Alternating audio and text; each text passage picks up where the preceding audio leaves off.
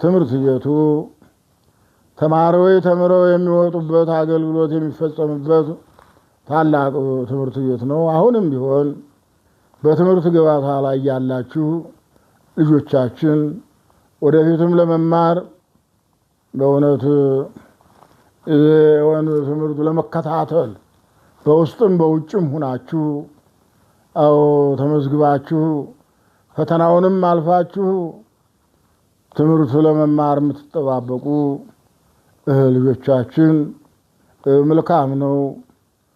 መንፈሳዊ ዓላማ ጥሩ ነውና ህሊናችሁን ወደ መንፈሳዊ ዓላማ አዘን ብላችሁ ትምህርቱን እንማር ብላችሁ ማሰባችሁ መልካም ነው።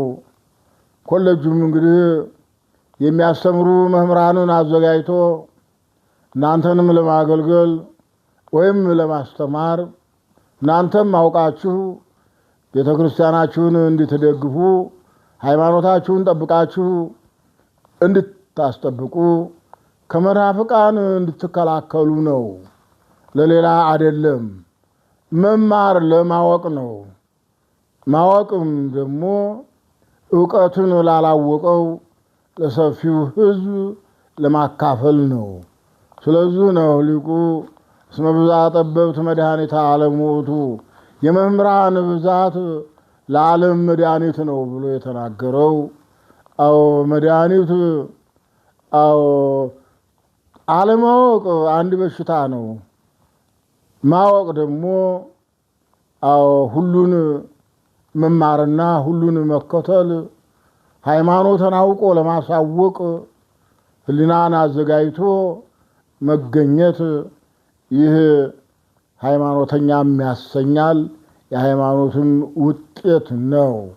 እንግዲህ መልካም ነው። እንግዲህ ለእናንተም እግዚአብሔር ማስተዋሉን ያድላችሁ። መምህር ያስተምራል እንጂ ምስጢር አያሳድርም። መመራመርና ምስጢር ማወቅ ይሄ እንዴት ነው ብሎ መጠየቅ የእናንተ የደቀ መዛሙርቱ ድርሻ ነው። መጠየቅ የመምህሩ ነው። መጠየቅ ደግሞ የተማሪ ነው።